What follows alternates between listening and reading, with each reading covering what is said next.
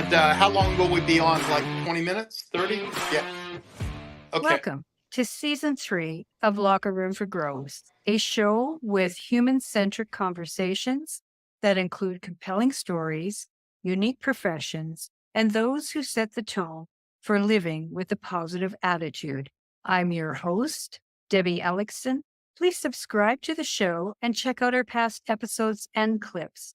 Follow me on YouTube, TikTok, Instagram, Threads, and more. Now let's meet our next guest. Okay, here he is. We're having a little bit of audio problems. There he is. Hello, Rod. So he's a master hairstylist and stage artist who has raised millions of dollars for charity.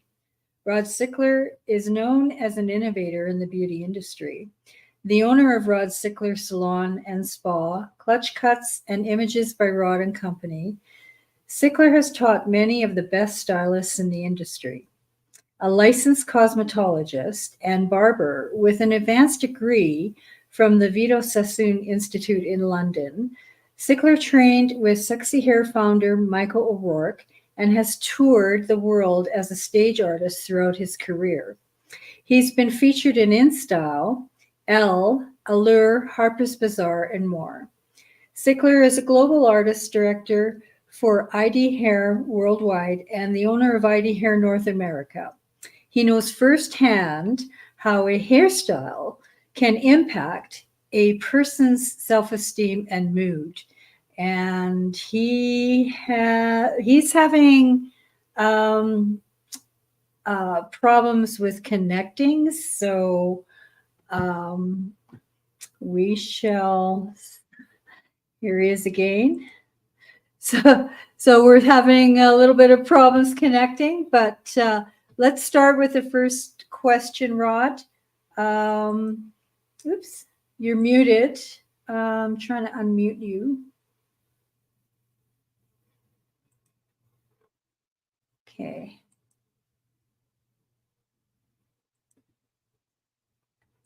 Could you unmute yourself, Rod? Rod? You're muted. You're muted. How's there. This? You got Okay, me now? there. Yeah. Now I can hear you. Yeah. All right.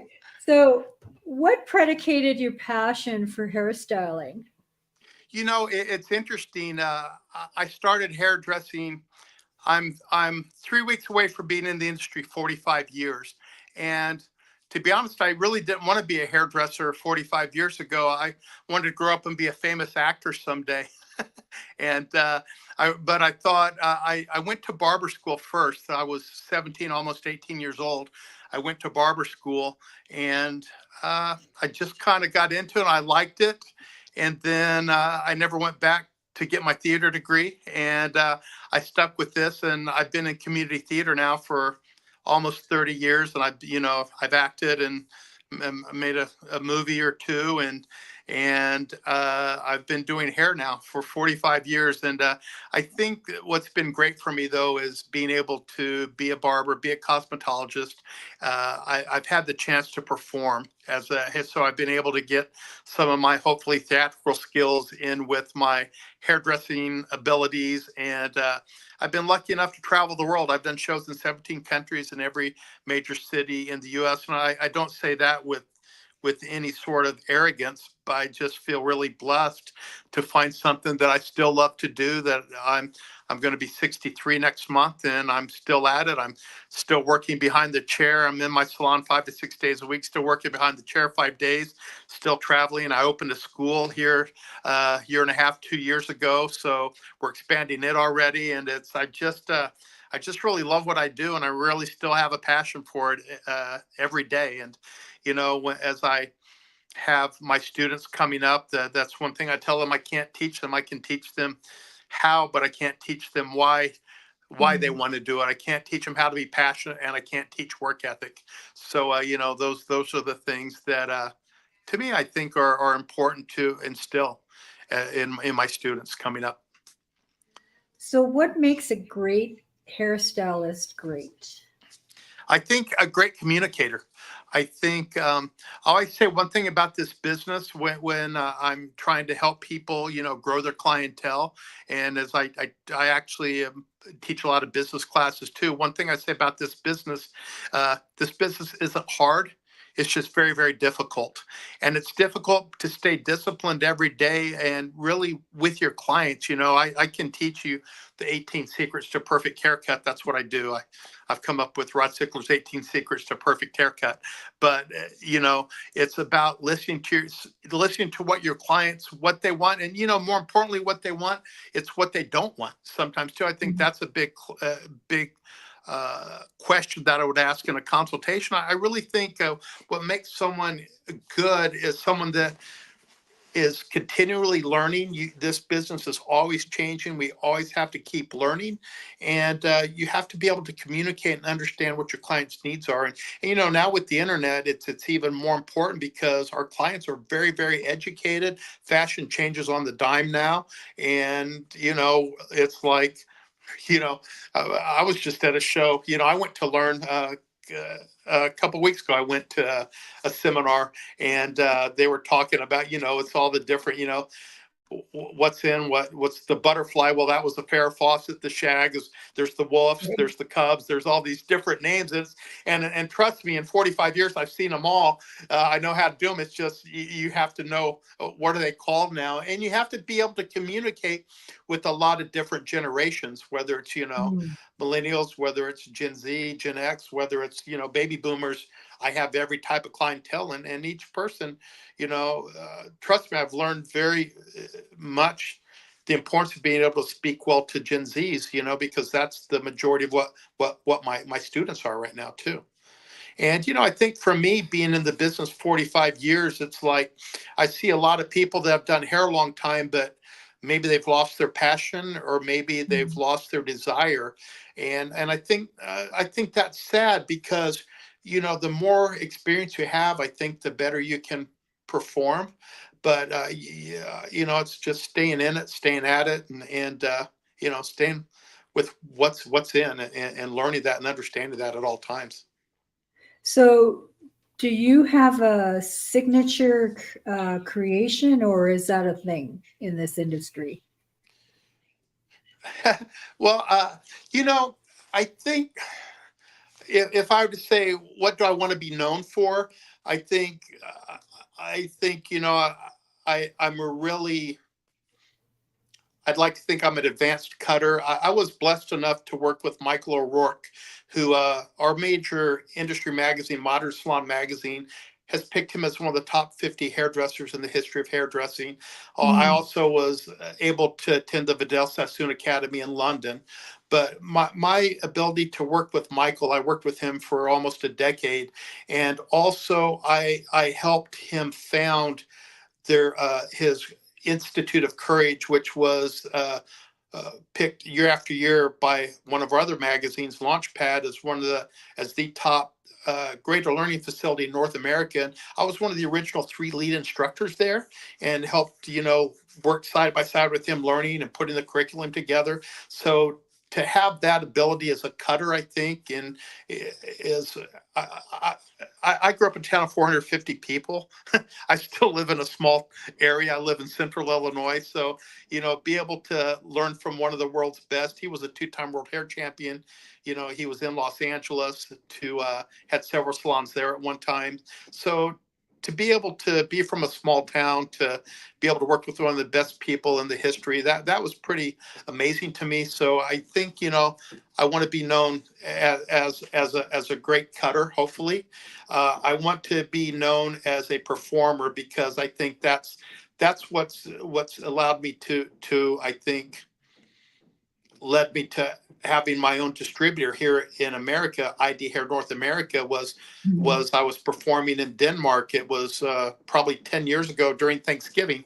They actually do not celebrate American Thanksgiving in Denmark. So I was there doing a show and a training, and I was able to have the opportunity to bring IdHAIR here to America. So I've been working on that for the last 8 years. So I think, I want to be known as a cutter, obviously a good colorist, because I have a color line here that I'm the president of the company, IdHAIR North America. And then, as a performer, and, the performing has led to a lot of what you talked about, the charity work. It's funny, as a hairdresser, the different diversifications that you can take in your career, and it's a lot of it's just because you work with people, you have a lot of connections. Working behind the chair, you see all types of people. I'm right here in Champaign, Illinois, where the University of Illinois is, and there's a lot of great opportunities here. I've produced over 70 shows and concerts for the U of I. We were doing, I was producing concerts with the university when no one else in the country was producing shows. We were producing in Memorial Stadium during COVID, when COVID first hit, as an alternative for the students to not have their own get-togethers. We created those, and we're one of the few performing, theaters in the whole country, at that point.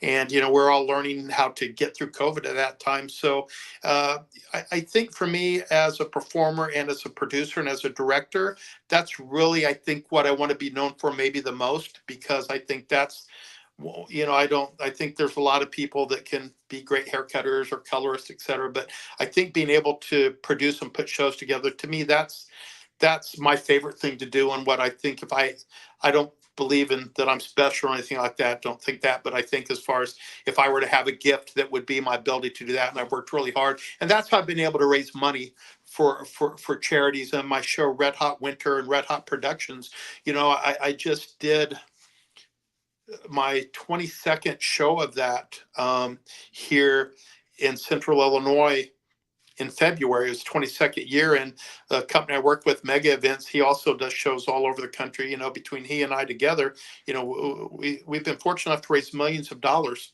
for charity. I also direct another show called Dancing with the CU Stars, which is here in Central Illinois, that we raised last year just short of $500,000, and the year before almost $500,000. So I'll direct it again this year and should raise over $500,000. So just right there in those 3 years will be $1.5 million for just being able to direct a show and help bring that to fruition. And then also I work with a company called Aunt Martha's Health and Wellness, which is a federally qualified health center. And that's who I've been working with the past several years with my Red Hot Productions to bring awareness and help that. And Aunt Martha's, over 90% of their patients are either uninsured or Medicaid patients. So, working with the underserved community. And I always say those of us that can need to help those that can't. And, that's kind of tried to be one of my life's passions. I grew up in a home where my father was disabled and passed away because of that at a young age, tragically. And, I wanted to, as long as I have my health, the ability to do that, I want to do everything I can to help those that can't do what they can do. So that's kind of what drives me and my passion. And then also working right now on taking Red Hot Productions on tour, So the best way to describe my show, Red Hot Winter or Red Hot Productions, it's a Vegas variety style show that I can do any place in the country. And I bring in Vegas circ acts. I have in my show last time, I had over a 40-member band in my show. We do every genre of music: country, rock, pop, blues. 10 dancers, stand-up comedians. I also, one of the things that's the center of the show is my hair show that I've done for the last 30 years. And I do a speed makeover and have models and dancers and a live band, and while I'm doing hair, and it's a really cool thing with a fashion runway show at the same time. So, and then we also do burlesque as well. So we're looking on right now on working with other charities throughout the country so I can bring that show, because I think a lot of what we're seeing is an evolution of what charity events can be, where it's not just, we have a dinner, we have a speaker, and we have a silent auction. I think people want more now, and that's what I'm working on. Making a charity event more fun. That's what I'm looking to do. Yeah. So over the years, we've seen the actual hair products improve light years. Yes. Yes. They seem to be less toxic, but what What are some of the most toxic chemicals that you work with every day in the field? Well, they are getting better. Obviously color has ammonia in it, but we have Yeah. with IdHAIR North America, we have a no ammonia color called hair paint free and very low ammonia. There was products before, and I don't that had high levels of formaldehyde in them. So there's our company is very eco-friendly. That's one of the things that we're pushing. We're just in the process.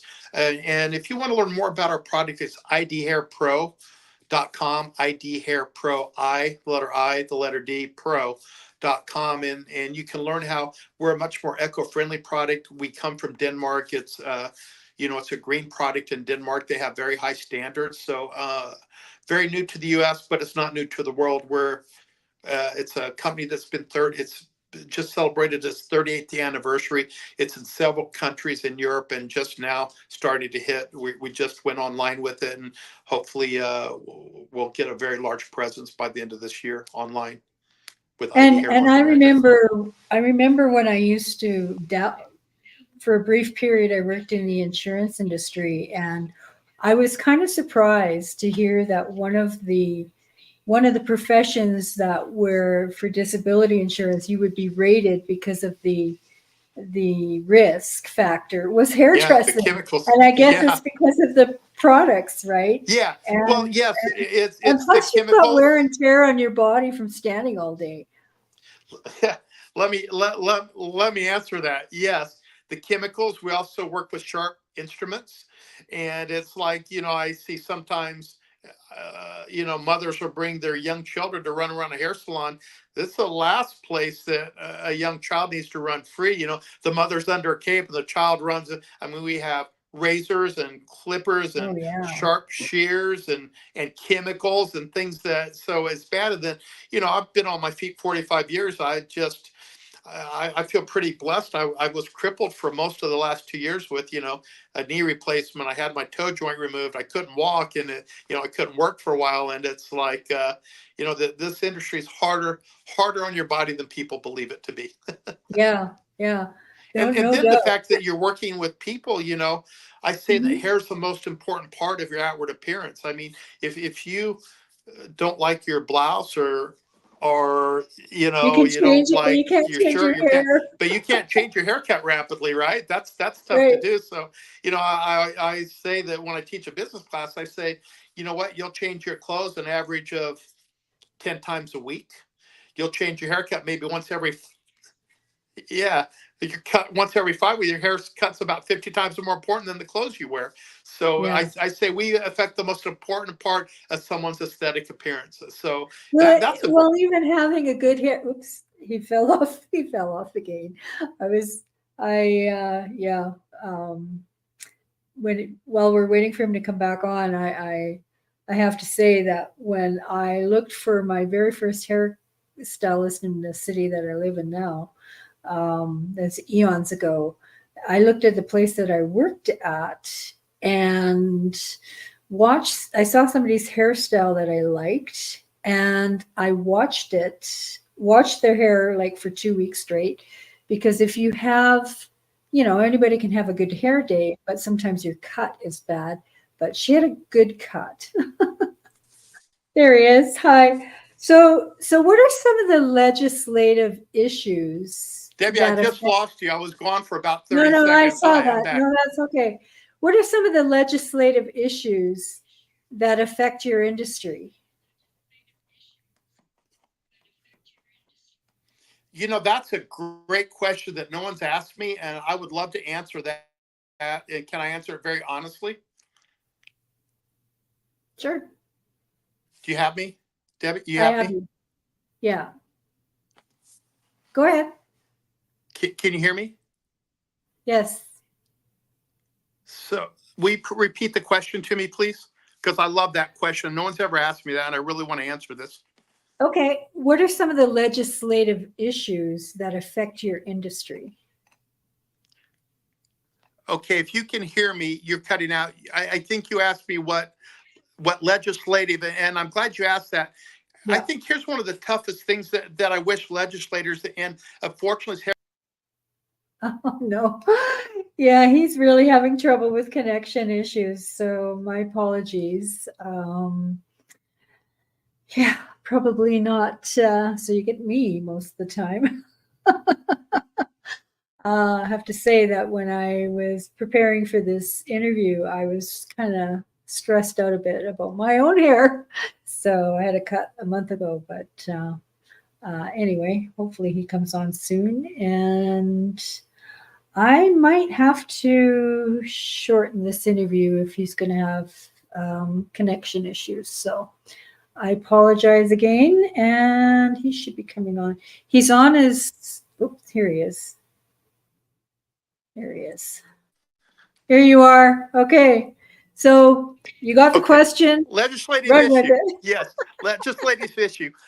If you're in the, it's really hard for us to pay our employees properly, which I do.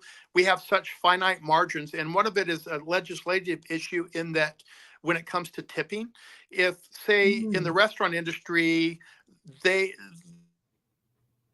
the restaurant owners don't suffer this way. They don't have to do what we do. If one of my employees say were to get a $20 tip for average and it's on a credit card, I give them $20. I have to pay the credit card fee. This is as an owner. And then I have to pay taxes on that tip. And I see none of it. So restaurants not like that. They don't have to pay taxes on their employees' tips. We do. And unfortunately, as hairdressers, I don't think we have enough, legislative moxie, enough power in our industry to make that change. And it's really, really tough and really unfair. And it makes it hard for hairdressers to pay properly, for us to W-2 instead of 1099, which I W-2 my employees. It makes it really, really difficult to do that. And I think that's one of the toughest legislative issues. Also, some states talk about legislatively trying to not make us licensed anymore. And I think that'd be a huge Oh my mistake. I gosh. absolutely think, I mean, we're using chemicals, sharp instruments Yeah. on people that needs to be licensed. And, obviously I own a school and we do everything the right way. And, I've worked hard to get my barber's teacher's license, my cosmetology teacher's license. Also, I can give continuing education credit here in the state of Illinois. I've worked hard to get all that. So I would never want to see that taken away because there's a reason why it's set that way and it should be. And I think sometimes your customers legislators want to would too. change this. Absolutely. And I think sometimes, uh, we don't have we're not a powerful enough industry financially to have the lobbyists that we need to get the things done that are necessary to do that. And unfortunately, as hairdressers, there's no unions or there's nothing that really combine us together that help us be one voice. And I think that's part of our problem, but it's also part of the government's problem too. To they don't hear us and they need to hear us better. Yeah. That's a great question, Debbie. No one's ever asked me Thank that. you. Thank you for Thank that you. question. So anyone who's ever tried to cut their own hair or their kids' hair knows that working with scissors and hair is like ridiculously hard. So Yes. how long does it take you to learn that skill and become good at it? Yeah. I'm still working on it. It's been 45 years. I'm still working on it every day, trying to get better. It's funny. It's like each level you get to these plateaus. It's like then all of a sudden you'll have an aha moment. I think when it's early in your career, it might be every 6 months. And then as you get more experience, maybe it's every year. And then after a decade or two, then it's maybe every 4 or 5 years, like, you get something. I think after you've done hair for 4.5 decades, then, I might get one of those every 5 years, like, I remember the last time I had one, and it's probably about 7 years ago. Now, I keep learning new things. I actually like that big moment, but I get little moments all the time. Just last week, I had one. We just released a new product. It's called Nioplex Rebonder, and it is a new deep sort of conditioning treatment that protects hairs during chemicals that can stand alone. I'm telling you, this in 45 years, I've never seen anything like it. It's what I dubbed it a generational product. And my generation, it's probably one of the most advanced things I've ever seen. And to be honest with you, it's very new to the US. I've only done it, I just did it earlier this afternoon. It's one of the fifth client in the US that's had it. We don't even have it yet all the way. I have the prototypes of it here. They have it in Europe right now, but we have it on a boat. We'll have it in about 2 weeks, so we'll be able to launch it nationally. And it's called Nioplex or Nioflex, depending on how you pronounce it, rebonder. And it's not only protects the hair from chemicals during the chemical process, that will actually make your hair feel better. It fills it, protects it, and as a standalone conditioning treatment, it totally revitalizes the hair like anything I've ever seen. So that for me has been my last wow moment. And I'm not just saying it's because it's my product line that I distribute, but I'm saying it's like, we have, I think, 500 SKUs or more. We have some great products, don't get me wrong, but this one thing is like something I've not seen in, maybe 2 decades. It's that. Well, there's one thing we learn, especially when you get older, that you need better quality hair products to combat like dryness and your hair changes like your skin and everything else, right? Yeah, and you want to hear something interesting? Hair's changed a lot for us since 2020. Two things have happened since 2020 really? that has made that a lot of I haven't heard many people speak about this, so this is big. I think this is an important thing to talk about. The two things that happened, one was COVID-19, and a lot of people and the first time I saw it, it cost me a lot of money in hair extensions because we didn't know what it was. And we would be doing the same thing on the same client that I'd done for 3 or 4 or 5 years. And all of a sudden their hair would just get fried. And it was from COVID. Really? It was called COVID hair. So some people, maybe 1 in 100 would suffer COVID hair. So all of a sudden their hair wasn't what it used to be. And we couldn't go after it chemically with the like highlights and the color because the hair was just frying off. Wow. It was terrible. And then the second thing that's happened, and I know a bit about this because at my salon, we also have a doctor's office attached, and we do a weight loss clinic. And we also do DNA testing here. And the new, like the semaglutide and the tirzepatide shots, known as like a Mounjaro or Ozempic, those shots for people having rapid weight loss, it's affected the hair as well. So it's affecting the protein of the hair. So once again, that makes hair dressing, it makes coloring and perming a different situation too, because people's hair is changing very, very quickly because of those two things. The shot and COVID has changed hairdressing. Yeah. Imagine diet does too. And diet and, such rapid weight loss with the shots is what's changing the hair. Oh, I'd say the hair is a reflection, the outside reflection of what's happening inside your body a month ago. Oh, that's good. Yeah. And of course, every culture has different texture of hair, right? So my question about that, because you need specialized cuts for certain hair, like black hair and Asian hair.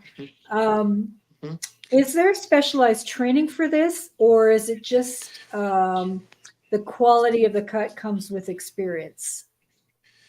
I'd say both. I mean, yes, there's special training for it. I think you need to be versed in, because every hair type is different, and there's nothing like experience, but good experience comes from great training, right? So yes and yes to your question is yes to both those things. Yeah. And speaking of that, because I live in a city, you're near Chicago or part of Chicago, so cities have like salons almost on every corner. So some of them have lesser experienced stylists or brand new out of school. So, and price doesn't seem to matter when it comes to what you're going to get. So what are some tips you might have on how people can find a hairstylist or great stylist, even if they're not really that experienced? Yeah, I think I always say, I've always told my own clients if they're moving Rod, how am I going to find a new hairdresser? I say the easiest way is when you see people and you like their hair, no one ever minds say, Deb, you have great hair. I love your hair. Who did your hair? You never mind hearing that, right? Yeah. Right? That's Yeah. so if someone has good hair like you do, and they probably have a person, and the person is probably someone they really like, and they're going to want to tell you that. I think they're flattered by that, and they're more than happy to give you that referral to that person. So I think that's usually the best way. Yeah. Maybe it's weird sometimes, but so many of my clients will say, Rod, I gave your name out. Someone came up to me at the grocery store and said, I love my hair. And very few people ever get upset by that. They're usually flattered by it. So I think, shop around. You can always Google stuff and look online and look for reviews, but, that can be tainted sometimes. We all know that. I think there's still, nothing better than word of mouth advertising. A direct referral from someone is always my favorite way. And trust me, I do a lot of marketing and we do tons of training, and I have different levels and different prices of stylists. You pay for experience, but at the end of the day, I think that just I love getting referrals. I love getting new clients from referrals from my current clients and my friends. Well, I always say that boyfriends and husbands come and go, but your hairstylist is your relationship for life. It's funny, and it's like, people divorce me, new clients come to me, say, Rod, I wanted to try you 2 years ago, but I'd been with my hairdresser 15 years. I just couldn't leave him. We just couldn't Yeah. break up. It's like this, and, I still have some clients in my chair that I've done their hair for 44 years. I had Yeah. two Once you people find somebody good, last you aren't leaving. yeah, and I think and I always joke with my hairdresser friends, if you don't like your clients, you probably should look in the mirror. You don't like yourself, because usually clients, you kind of attract people, like-minded people to you, people that like to talk to you, because, I think, I also think that people go to hairdressers more for just the art of hair. I think the haircut's about, out of 1 to 10, is about a 6. And I think the customer experience is, the customer service should be a 10. I tell every staff member that I have, every stylist, teacher, these 4 things. You just need to know these 4 things about me, as working as a partner with me, your boss, you my staff member. If you can answer these 4 questions every day, we're great. I'll never say anything. I'll have your back through anything. Is if you come and do art to the best of your ability every day. You can't get it right every time. We're humans. We're not Yeah. computers. If you try, if you do art the best you possibly can with passion, I will never get worked up with you, because I know you can't make every single client happy. That's impossible. 2, uh, service, because I think that's, out of a 1 to 10, that has to be a 10 every time. I think if someone gets poor service in one of my companies, I blame that either on bad attitude or laziness, and I can't tolerate either of those things. That's not what I want to go to work with every day. I don't want to work with an Eeyore ever. Eeyore the donkey. Yeah. Yeah. Yeah. I want people, and you know what? If you're great to people, they can kind of forgive. It's just like if I go to a restaurant and my service is superlative, and even if they make mistakes, they will happen. That happens, but it's how they handle that and how the service is. That's what keeps me coming back. Food has to be okay, but it's Yeah. about the service for me. And then the third thing is, and I said it before, is passion.